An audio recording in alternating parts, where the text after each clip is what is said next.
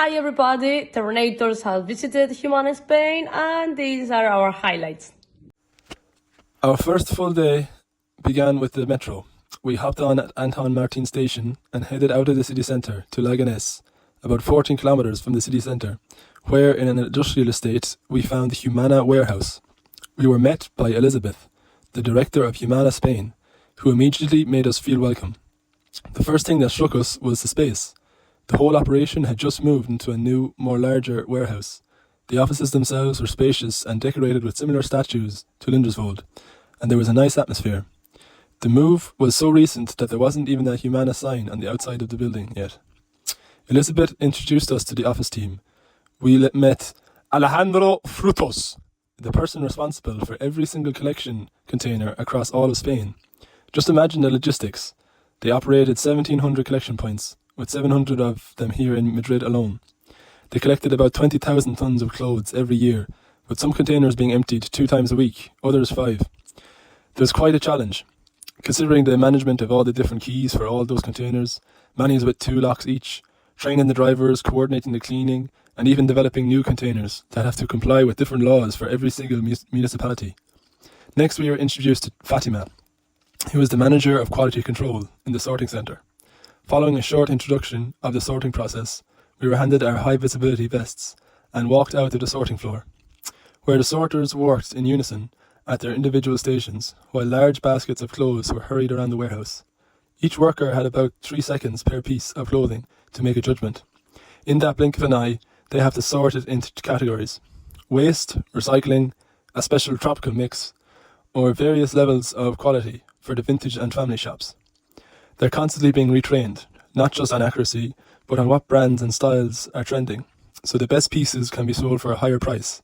It's this complex dance of speed and knowledge, dividing clothes into A, B and C grades for different shops, and then even further by age and style for the vintage stores. Back upstairs in the office, Fatima gave us a presentation that walked us through the entire process: how many tons are sorted, the percentage of ends up in each category, and most importantly, where it all goes. The clothes for the Spanish shops are sent out weekly to match each shop's sales period. But the most fascinating part was learning about the journey beyond Spain. That tropical mix we saw being sorted before, that gets sent to Humana's own shops in Malawi, Guinea-Bissau, Zimbabwe and Zambia. And the clothes deemed recyclable are baled and sent to 2 companies in Pakistan, who turn them into reusable fabric. The very last step is the actual waste, which goes to the local municipality's treatment plant. Finally, we heard one presentation on the finances, the scale of employing 800 people, the cost of disposing of waste, and the income from selling recycled materials. It gave a complete view of the practicalities of Humana.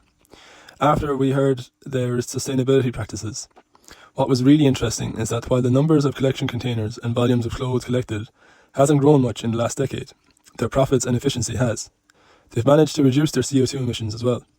They told us about a pilot program with a European initiative, where some clothes have a QR code that tells you when and what they were made of.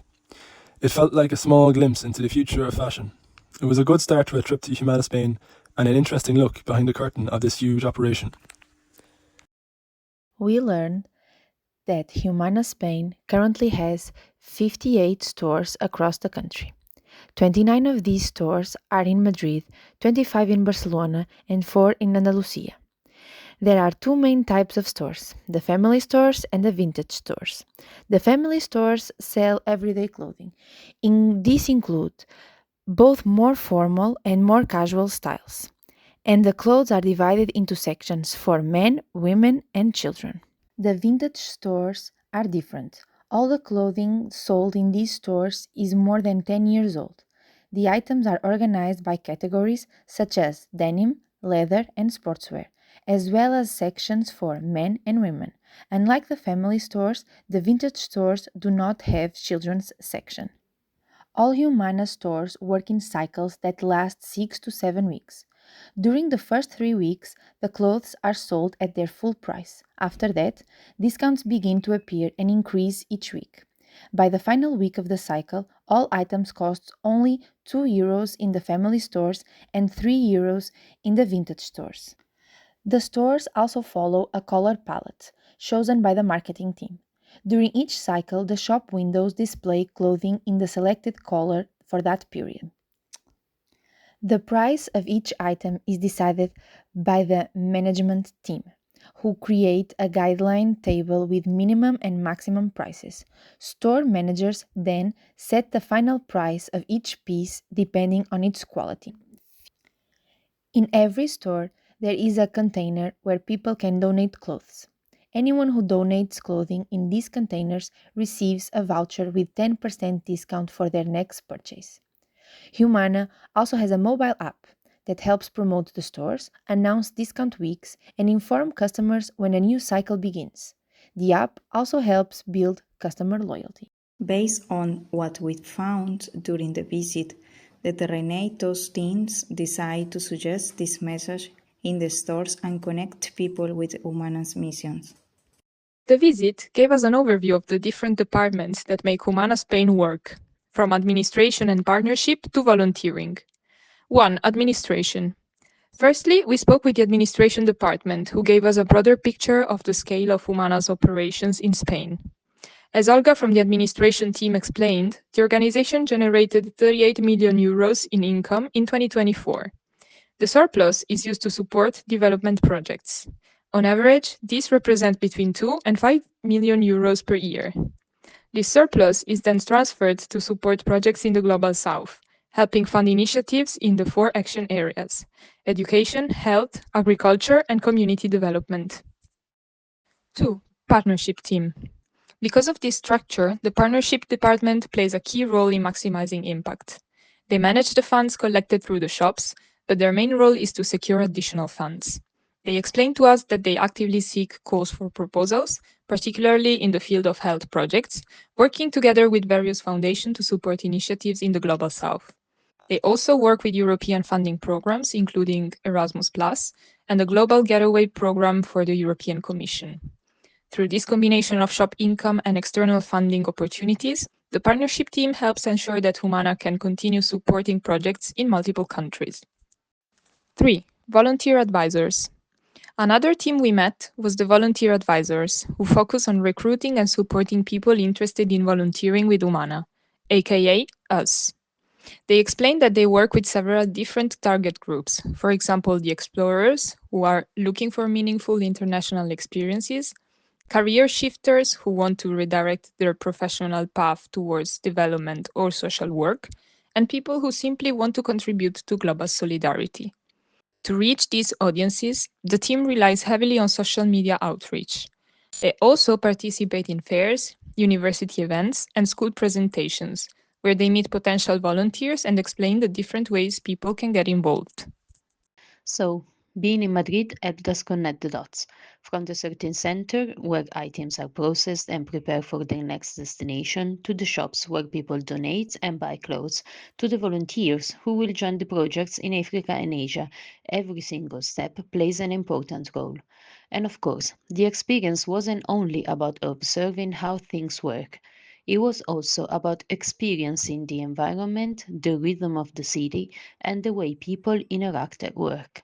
And let's be honest, it's always easier to understand a culture when you're actually there instead of just reading about it from a distance.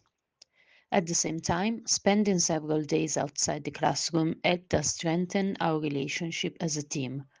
Normally, we see each other in a more structured environment, but this trip gave us the chance to interact in a much more relaxed way. We spent time together not only within our trios and duos, but also as a core group. Whether it was navigating the metro, choosing between tortilla and paella, finding the next shop to visit, or simply getting lost through the city, we had many, many opportunities to talk, laugh, and renew our bond. And after a few days, you start to discover new things. Well, maybe a little too many things about people. Like who snores, who talks to elevators, who's an Insta influencer, who likes to hide other people's shoes, who needs coffee first things in the morning, who gets tired, and who has zero orienteering skills. Throughout the trip, we had to coordinate our activities and organize our time together while moving between several locations across the city. This required planning, clear communication, and sometimes a bit of freestyling. We had to make sure everyone knew where to go, when to meet, and how to get from one place to another. While it might sound simple, navigating a big city as a group quickly becomes a practical exercise in teamwork and organization. Otro aspecto importante de esta experiencia fue la comunicación. Sorry. Another important aspect of this experience was communication. Being in an international environment encouraged us to practice another language and adapt to different ways of interacting. And of course, there were moments when we have to search for the right words or explain something in a creative way, which often led to some funny situations. ¿Dónde está la playa? Me encantan los churros. Es hora de hacer. Gusta la manzana, me gustas tú. All in all, this experience was not only about learning more about how Humana Spain works, but an opportunity to work better together as a group. The aim of the trip was achieved, team building definitely happened, and there are plenty of good stories that we'll keep telling for a while. And that's it.